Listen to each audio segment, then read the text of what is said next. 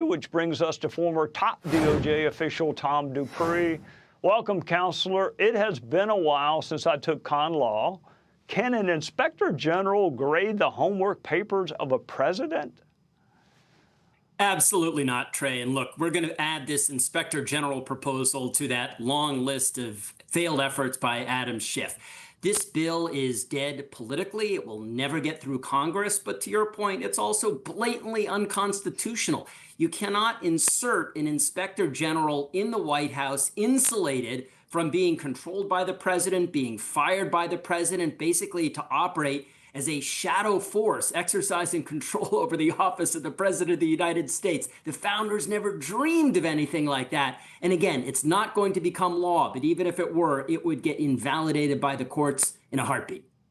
All right, Tom, among many other weaknesses, I am not a mortgage fraud expert. What does the Constitution say about senators and where they can or should live while they serve?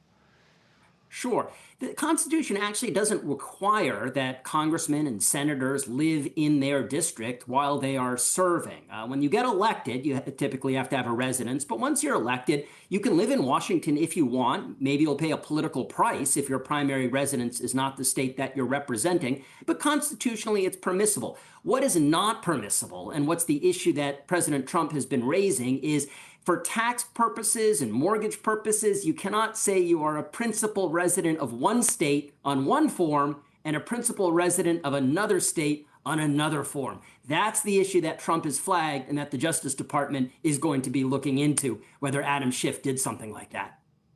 All right, Russia collusion is back in the news. Brennan, Comey, Clapper, Schiff. They did. I was there for it. They cost Trump a lot of his first term because that cloud was lingering over him. Is there a legal remedy, or at this point, is it just up to the American people and the court of public opinion? Well, I think a legal remedy is going to depend on whether or not the investigators find any evidence of criminal conduct by any of these people involved in it, whether or not they made false statements, whether they signed forms attesting to things that they knew were wrong, things of that nature. I think likelier outcome here is that it is something that will play out in the political sphere. And look, I think it's helpful that we now have new people in power who are dusting off the books, the history books, seeing what happened, seeing how all this unfolded, and really just trying to get to the bottom of kind of why we went off in this direction for so many years. To your point, it did consume the first few years of the Trump presidency. And whether or not it results in criminal charges for anyone involved, I think just for the historical record, it's useful for us to understand how we got here. All right, Tom, there's new leadership at the department. We've had Todd Blanche on our show. I hope to get Stanley Woodward on once he's confirmed. What changes would you like to see at a place you and I both used to work and still want to see do well, the Department of Justice? Sure. Well, what I would like to see is just really a reaffirmation of the fundamental purpose of the Justice Department, which is an unwavering commitment to the rule of law and to our Constitution. I think we've seen in the past that the Justice Department, to the extent it kind of goes off the rails, it's when people's prosecutorial judgments are not independent, but they're corrupted by political considerations. And I think the mission of the new administration and the new people at the top of the Department of Justice really is going to be whether or not we can confirm the Justice Department's total 100% commitment to the rule of law in America.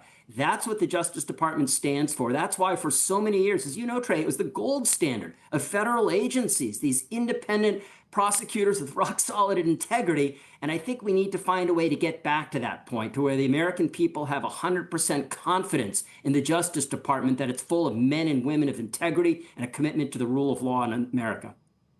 Yep, Tom, that aspiration you just articulated is why we both loved our jobs, and I would love to see the department get back there. One of my favorite lawyers, Tom Dupree, thank you for joining us on a Sunday night. Thank you, Trey. Hey, Sean Hannity here. Hey, click here to subscribe to Fox News YouTube page and catch our hottest interviews and most compelling analysis. You will not get it anywhere else.